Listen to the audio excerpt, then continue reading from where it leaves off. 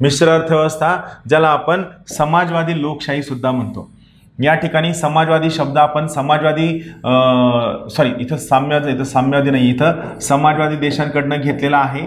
तर आपण लोकशाही हा शब्द कोणाकडनं घेतलाय? भांडवलशाही देशांकडनं घेतलेला आहे. मग मिश्र अर्थव्यवस्थेमध्ये काय असतं तर समाजवादी अर्थव्यवस्था आणि तुमचं भांडवलशाही अर्थव्यवस्था दोघांच्या सगळ्या गोष्टींचं मिश्रण या मिक्स इकॉनॉमीमध्ये असतं. फॉर एक्झाम्पल, सगळ्यात पहिली महत्त्वाची गोष्ट, मिश्र इकॉनॉमीमध्ये कंपन्या कोणत्या असतात? तर लक्षात ठेवा, मिश्र इकॉनॉमीमध्ये सरकारच्या कंपन्या आणि खाजगी कंपन्या दोन्ही सुद्धा एकमेकांसोबत असतात, त्यांचं को एक्झिस्टन्स असतं. किमती कशा ठरविल्या जातात? काही वस्तूंच्या किमती सरकार स्वतः ठरवतं, तर काही वस्तूंच्या किमती मागणी पुरवठ्यानुसार ठरतात. जसं की भारतामध्ये सोन्याची किंमत ही मागणी पुरवठ्यानुसार ठरते, तर तुमचं ज्वारी, बाजरी, गहू, केरोसिन ऑइल यांच्या किमती अगोदर कोण ठरवायचं? सरकार ठरवायचं. तर दोन्ही मिक्स असतं. तिसरी महत्त्वाची गोष्ट आहे, याला आपण कोणत्या प्रकारचं नियोजन असतं? प्रलोभनात्मक नियोजन असतं, किंवा आपण याला इंड्युस्ड प्लॅनिंग असं म्हणतो. पहा, प्रलोभनात्मक नियोजन म्हणजे काय? तर भांडवलशाही अर्थव्यवस्थांमध्ये मार्केटच्या सोयीने, मार्केटच्या म्हणण्यानुसार नियोजन असतं. भांडवलशाही अर्थव्यवस्थेमध्ये मार्केटच्या म्हणण्यानुसार, मार्केटच्या सोयीनं नियोजन असतं. समाजवादी अर्थव्यवस्थेमध्ये सरकारच्या म्हणण्यानुसार नियोजन असतं. मात्र या ठिकाणी इंड्युस्ड प्लॅनिंग किंवा प्रलोभनात्मक नियोजन म्हणजे काय? तर सरकार या ठिकाणी नियोजन सरकार स्वतः करतं, सरकार स्वतःच्या सोयीनं करतं, पण हे सोयीनं करत असताना सरकार त्या ठिकाणी खाजगी क्षेत्राला आणतं. फॉर एक्झाम्पल, एक सिंपल एक्झाम्पल मी तुम्हाला सांगतो, ते आहे मॅन्युफॅक्चरिंग सेक्टरचं, उत्पादन क्षेत्रातील उद्योगधंदे. पहा, सगळ्यात महत्त्वाची गोष्ट, आपण आपल्या इकॉनॉमीचा जर विचार केला, भारताच्या इकॉनॉमीचा जर विचार केला, तर आपल्या इकॉनॉमीची ग्रोथ कशी आहे? सुरुवातीला प्रायमरी सेक्टर, त्यानंतर सेकंडरी सेक्टर यायला हवं, त्यानंतर टर्शरी सेक्टर यायला हवं. पण आपली अडचण काय झाली माहिती आहे का? हा जो मधला पट्टा आहे सेकंडरी सेक्टर, हा सेकंडरी सेक्टर डेव्हलपच होऊ शकला नाही. आपण सरळ काय झालं? प्रायमरी सेक्टरकडनं टर्शरी सेक्टरकडे गेलो. म्हणजे काय झालं? आपण सेवा क्षेत्रांकडे गेलो. आता आपण जगभरामध्ये स्वतःला सांगतो की आपण सेवा क्षेत्रामध्ये डॉन आहोत, आपण सेवा क्षेत्रामध्ये जगात आघाडीवर आहोत. ॲब्सोल्युटली चुकीचं वाक्य आहे. भारत हा सेवा क्षेत्रामध्ये आघाडीवर नाही. तुमची हॉटेलिंग इंडस्ट्री बघा, बिलकुल नाही. जगभरामध्ये फिरा, थायलंडमध्ये फिरा, तुम्हाला लक्षात येईल की त्यांची हॉटेलिंग इंडस्ट्री भारतापेक्षा किती स्ट्रॉंग आहे. फक्त IT सेक्टरच्या सेवा म्हणजे सेवा नाही. पण यामध्ये दुसरी आणखीन एक अडचण काय आहे? आपल्या काही सेवा चांगल्या आहेत, नाही असं नाही, जसं की मेडिकल सेवा आहे. पण सर्व्हिस सेक्टरचं तुमच्या इकॉनॉमीच्या सोयीनं जर योगदान पाहाल, तर सर्व्हिस सेक्टरचा सगळ्यात मोठा लॉस काय असतो? त्यामुळं असमानता निर्माण होते. सेवा क्षेत्रामुळे काय होते? मार्केटमध्ये असमानता निर्माण होते, इनइक्वॅलिटीज निर्माण होतात. कशा निर्माण होतात? मी तुम्हाला सिंपल एक्झाम्पल सांगतो. समजा एक डॉक्टर आहे, आपण डॉक्टर काय करतो? सेवा पुरवितो. आता हा डॉक्टर काय करतो? पेशंटला तपासतो. MD मेडिसिन आहे. आता हा जो MD मेडिसिन डॉक्टर आहे, याच्याकडे जेव्हा पेशंट येतो तेव्हा पेशंटच्या व्हिजिटचे 500 रुपये चार्जेस असतात. एक सिंपल इमॅजिन करा, समजा या डॉक्टरला दिवसात भेटायला समजा 100 पेशंट आले. एवढे येत नाहीत, पण इमॅजिन करा 100 पेशंट आले डॉक्टरला भेटायला. 100 गुणिले प्रत्येकाची फीस झाली 500 रुपये. म्हणजे किती रुपये झालं? हे झालं जवळपास 50,000 रुपये दिवसाची कमाई. गुणिले 25 दिवस, समजा 4-5 दिवस सुट्टी, किंवा गुणिले 20 दिवस कन्सिडर करा, 10 दिवस सुट्टी, तर ही कमाई किती होती? ही कमाई होती जवळपास 10 लाख रुपये. बरोबर. डॉक्टरने एका महिन्याभरात किती रुपये कमावले? 10 लाख रुपये कमावले. याचा अर्थ काय आहे? डॉक्टरने महिन्याभरात 10 लाख रुपयांच्या कॅपिटलचं फॉर्मेशन केलं इकॉनॉमिक्सच्या भाषेमध्ये, किंवा डॉक्टरने महिन्याभरात 10 लाख रुपयांच्या भांडवलाची निर्मिती केली. आता बघा, आता हा जो डॉक्टर आहे, स्वतःचं एक क्लिनिक आहे. समजा आपण इमॅजिन करा, या क्लिनिकचं रेंट आहे 50,000 रुपये महिना. सोबत या डॉक्टरला असिस्ट करायला एक असिस्टंट आहे समोर, त्याची किंमत आहे पगार आहे समजा 10,000 रुपये. आणि या डॉक्टरला आणखीन एक मदत करायला दुसरा डॉक्टर आहे, त्याची सॅलरी आहे समजा लेटेस्ट 30,000 रुपये महिन्याची. मग मला सांगा, जेव्हा 10 लाख रुपयांचं उत्पादन होतं, तेव्हा या 10 लाख रुपयांपैकी हे किती रुपये गेले? 50 आणि 10 60 आणि 30 90, म्हणजे 9,10,000 रुपये ही एका व्यक्तीची कमाई असते. आणि बाकीचे 90,000 रुपये ही किती लोकांची कमाई असते? ही या 3 लोकांची कमाई असते. किती लोकांची कमाई असते? ही या 3 लोकांची कमाई असते. हा सगळ्यात महत्त्वाचा मुद्दा. म्हणजे जेव्हा सर्व्हिस सेक्टरमध्ये 10 लाख रुपयांच्या भांडवलाची निर्मिती होईल, तर ही निर्मिती झाल्यानंतर 10 लाख रुपयांचं डिव्हिजन कसं असेल? या 10 लाख रुपयांपैकी जवळपास 9,10,000 रुपये कुणाकडे जातील? ते एका व्यक्तीकडे जातील. बाकीचे 90,000 रुपये कुणाकडे जातील? 3 लोकांकडे जातील. हे 4 लोकांमध्ये डिस्ट्रीब्युशन असेल. याच्याऐवजी जर समजा तुम्ही 10 लाख रुपयांच्या फॅनचं प्रोडक्शन विचार केलं, तर 10 लाख रुपयांचे फॅन प्रोडक्शन करण्यासाठी तुम्ही स्वतः विचार करा, कमीत कमी एका महिन्यामध्ये 50 मजूर किंवा 50 वर्कर त्या ठिकाणी कामाला लागतील. या 200 फॅनचं ट्रान्सपोर्टेशन करण्यासाठी 10 गाड्या, म्हणजे 10 ड्रायव्हर प्लस 10 क्लीनर. त्यानंतर हे जे फॅन उत्पादन झालेत, या फॅनला त्या दुकानावरती, त्या गाडीवर चढवणं, दुकानात उतरवणं, यासाठी 10 लोक. आणि हे 200 फॅन समजा 5 दुकानावर विकले गेले, तर 5 दुकानं, 5 दुकानांचे 5 मालक प्लस प्रत्येक दुकानात 2 व्यक्ती, असे 10 लोक, अशी एवढी लोक लागतील. म्हणजे पहा, 50 हे 20, 70, 10, 80, 10, 90. म्हणजे मॅन्युफॅक्चरिंग सेक्टरमध्ये जेव्हा 10 लाख रुपयांच्या पंख्याचं उत्पादन होते, तेव्हा हे 90 व्यक्तींमध्ये डिव्हिजन होते. किती व्यक्तींमध्ये डिव्हिजन होते? 90 व्यक्तींमध्ये डिव्हिजन होते. म्हणून कोणत्याही अर्थव्यवस्थेला जर मोठं व्हायचं असेल, सर्वांगीण सर्वसमावेशक विकास करायचा असेल, तर त्या अर्थव्यवस्थेनं मॅन्युफॅक्चरिंग सेक्टर फोकस करणं आवश्यक आहे. उत्पादन क्षेत्र फोकस करणं अत्यंत आवश्यक आहे. त्यामुळं समजा आपलं काय टार्गेट आहे, आपल्या देशाला वाटलं की आता आपण मॅन्युफॅक्चरिंग सेक्टरकडे फोकस करूया, तर सगळ्यात महत्त्वाची गोष्ट मॅन्युफॅक्चरिंग सेक्टरला लागतं स्किल्ड लेबर. आणि तुमच्यापैकी जे 90% इंजिनियर्स आहेत, या 90% इंजिनियरला एकाच गोष्टीचं कौतुक आहे की मी 1 नाईट फाईट मारली. आलं? एखाद्याला विचारलं की बाबा हे तू कसं करशील? मला येत नाही. हे कसं करशील? मला येत नाही. हे कसं करशील? आम्हाला कॉलेजमध्ये शिकवलं नाही. प्रोजेक्ट कसा केला होता? पैसे देऊन बनवून घेतला होता. हां, आणि मग हे सगळे इंजिनियर कुणाला नाव ठेवणार? जो व्यक्तीनं ITI केलाय त्याला नाव ठेवणार.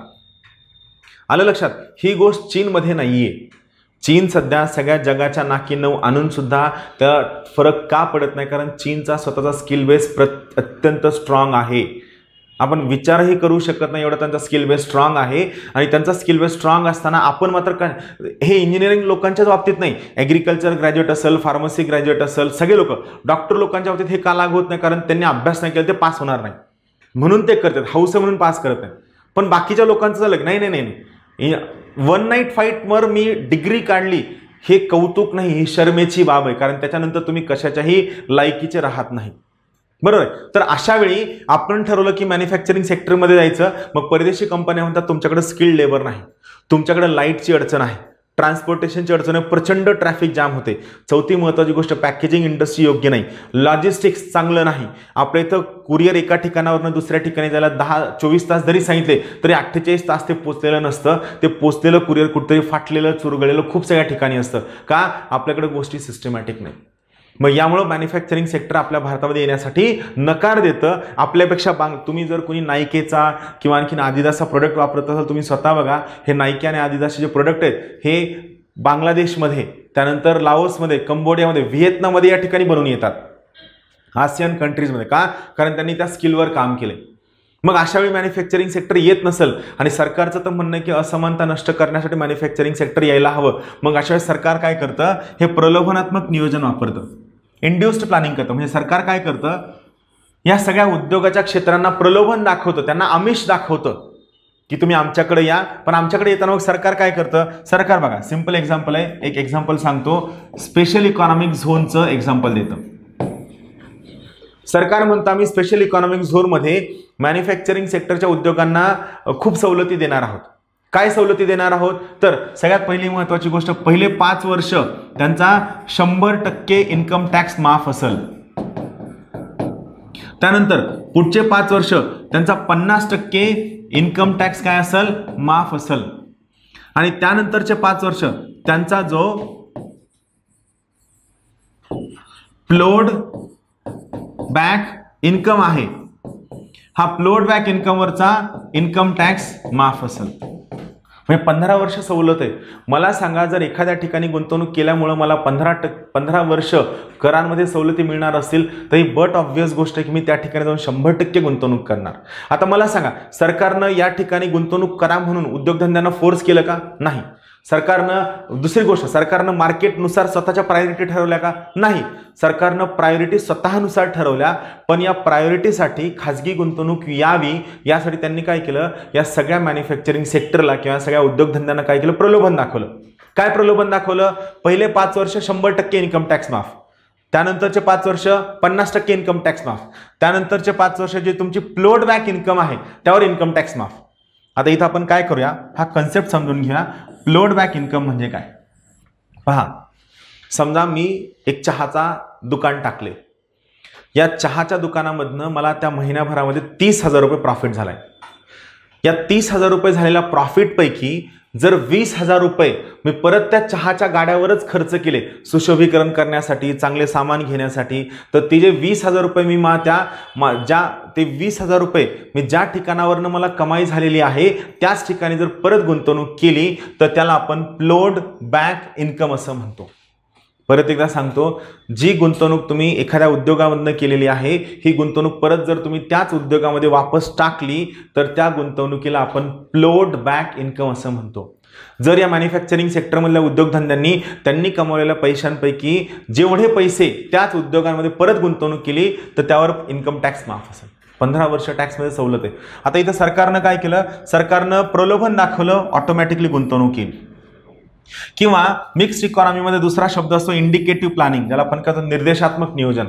सरकार प्रलोभन देत नाही, काय नाही, फक्त सरकार काय सांगतं, पुढच्या 5 वर्षांमध्ये आम्ही इन्फ्रास्ट्रक्चर सेक्टर, पायाभूत सुविधांमध्ये जवळपास 1,00,000 कोटीची गुंतवणूक करणार आहोत. ऑब्व्हियस गोष्ट आहे, जर समजा सरकार पायाभूत सुविधांमध्ये 1,00,000 कोटी रुपयांची पुढच्या 5 वर्षात गुंतवणूक करणार असेल तर ही बट ऑब्व्हियस गोष्ट आहे की मी 100% त्या ठिकाणी माझी कंपनी काढणार, त्या ठिकाणी गुंतवणूक करण्यासाठी प्रयत्न करणार. याला आपण काय म्हणतो, याला आपण इंडिकेटिव्ह प्लॅनिंग असं म्हणतो. राहील लक्षात. सगळ्यात महत्त्वाची गोष्ट, प्रलोभनात्मक नियोजन आणि इंडिकेटिव्ह प्लॅनिंग या 2 कम्प्लिटली सेपरेट आणि महत्त्वाच्या गोष्टी आहेत. राहील लक्षात. ही झाली मिक्स्ड इकॉनॉमी. भारत हा एक मिक्स्ड इकॉनॉमी असणारा देश आहे, ज्यामध्ये भांडवलशाही अर्थव्यवस्था आणि समाजवादी अर्थव्यवस्थेचे सर्वच्या सर्व कॅरेक्टर मिक्स आहेत, हे लक्षात ठेवा.